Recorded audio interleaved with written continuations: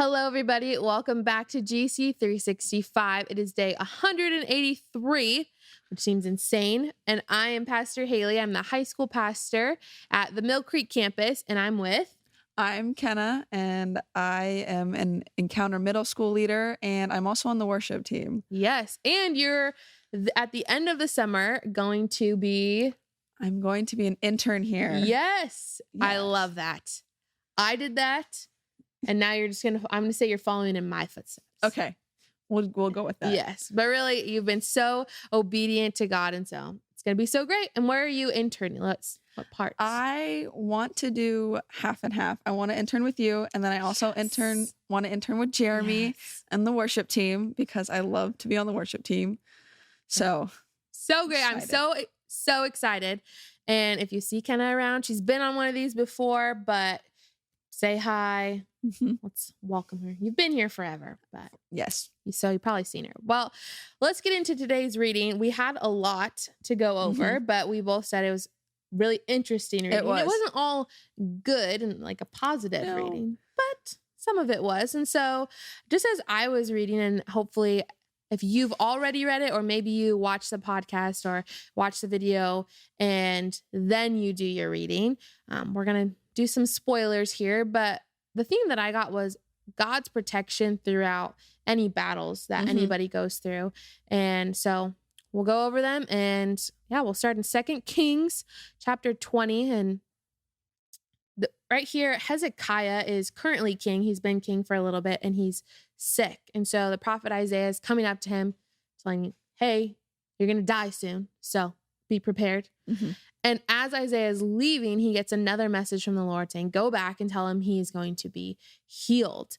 And he's been so faithful to God. Hezekiah has been so faithful to him. And so he gets healed. And then these envoys from Babylon come and they just want to see things. And so Hezekiah shows them literally everything that he owns. And it reiterates it multiple times. Showed them everything.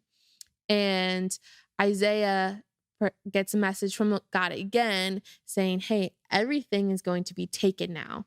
And eventually your sons are going to be taken. So before I kind of go into the verse that stuck out to me, what stuck out to you here? So the verse, let's see. I don't even know where it went. It's all right. There's a lot. There was a lot. I have to highlight. Hopefully you guys highlight, or I'll be horrible at going back and be like, what was that verse again? Well, I had it highlighted, but then since we're in a big middle building, I had to go onto the downloaded version, which it's not highlighted. That's okay. Well, I'll read mine. And if you find yours, awesome. But mine's verse 19. And this is right after Isaiah said, hey, everything is going to be taken, eventually your sons as well. And Hezekiah says, this message you have given me from the Lord is good. For the king was thinking, at least there will be peace and security during my lifetime. And what I just get from this as, okay, we've seen now Hezekiah's shown all of his belongings. And now he's saying, well, thank you. At least I'll be safe. It could probably comes across as a very selfish motivation or selfish statement to God.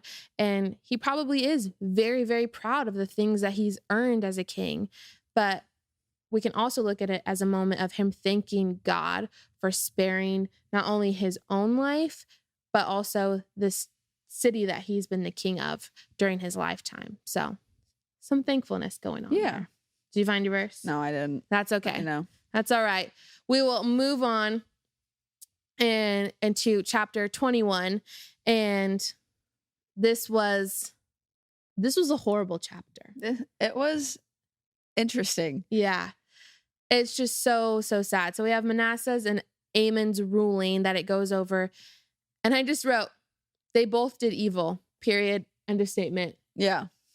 You can go into more detail in the chapter, but that's how they lived their lives. Yeah. And didn't you kind of want there to be like a happy ending? Yes. I was so hoping that by the end of the chapter that there would just be some little sort of light and like, just like, oh, glimpse of hope. Yes. But there really wasn't. And then at the end, they changed their minds and followed God. No, it was so sad that they just kept doing evil in the Lord's sight. And so it's just very sad. And I know you made a good point of view about what you got from this chapter. Yeah. So there was a verse in there. It was something about how when he let his guard down and he got what was coming to him, he people turned against him, and then he got assassinated in his own palace. And it just, he was doing evil unto so many people, and he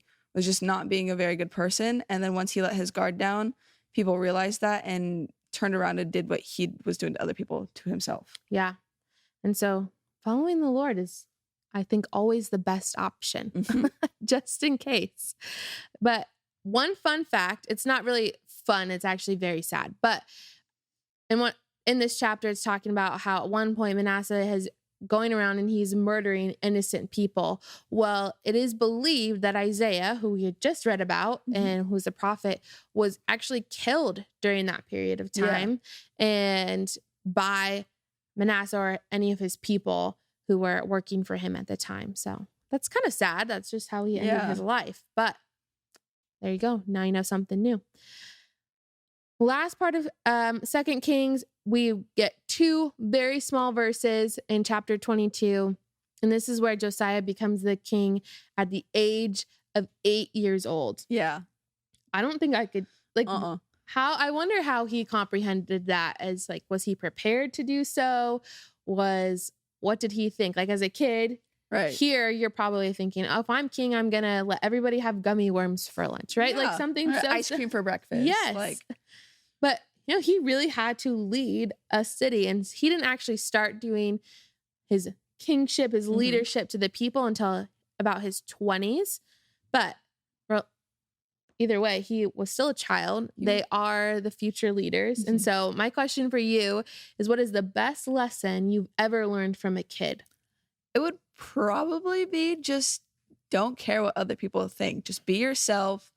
Just, it doesn't matter, because whenever you go, kids will wear what they want to wear. They'll say what they want to say. Like, they don't care what other people think, and they'll just be themselves, and everybody loves them. And so that's probably the best lesson I've ever learned. Yes.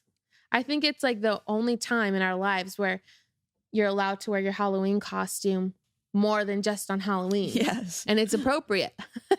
My favorite lesson when I used to be in kids ministry was I would ask them, okay, kids, what did we learn today? Or, what do you think the Bible story is going to be about? And give them hints. And they would always raise their hands. And the answer was always Jesus. And I'd say for the most part, when I was asking them, that was true. The answer was actually about Jesus.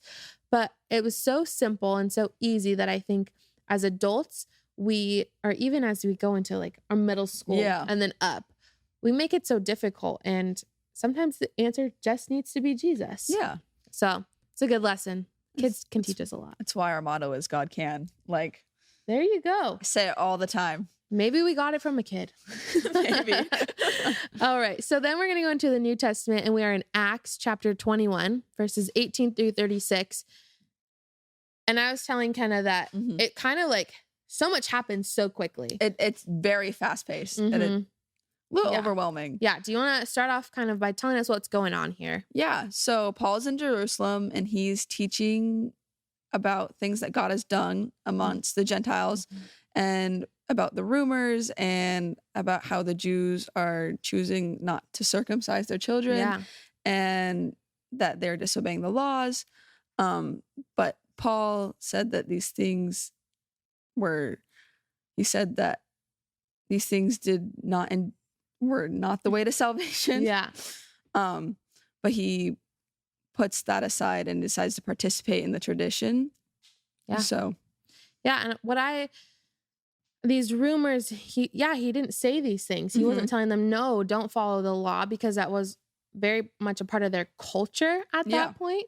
So I wouldn't say he was setting aside his beliefs by participating in them. He was just saying, no, this doesn't save your life. This isn't why Jesus came, right? This isn't why this is what I'm here to tell you. And so at this point, as he's already said, okay, I'll participate in your traditions. And he gets arrested inside of the temple. And these people take him out, they're dragging him out, and they're getting ready to kill him. Like he's about dead when the Roman authorities come in. And at this point, Jerusalem was under Roman control. And so whenever there was any chaos, authorities would get involved pretty much right away to be like, who's causing the chaos? And so they come, they get Paul, not to necessarily save him, but to figure out who is this man that has caused this uproar. And what I read in verse 35 that was so amazing is, as Paul reached the stairs, the mob grew so violent, the soldiers had to lift him to their shoulders to protect him. And so if you go back and think, okay, Hezekiah was saved literally from his illness, but also when Isaiah said, hey, all of your things are going to be taken, he's like, okay, well, at least I'm safe. Yeah. And then here we physically see Paul being saved, and these two men that were so fearless in their faith, literally in the midst of danger, were under God's protection in the middle of battles. And I don't think that just stopped when we read about it in the Bible. I think when we're fearless in our faith, God's protection comes in. Yes. Which leads us to our last verse we're going to read in Proverbs 18:10. That brings it all home. The name of the Lord is a strong fortress. The godly run to him and are safe, which is exactly what these two guys did. And I think what we are called to do as well. So to run to the name of Jesus and know that is all that you need. Yes. Jesus is the only thing you need. Yes, ever. Exactly. Just think of it like a kid. Yeah. So hopefully you got a lot out of today's reading as well. It can be a lot, but we learned so much. I know I do. And it's fun to talk about it with you guys. So thank you for joining us, and we'll see you guys on Sunday.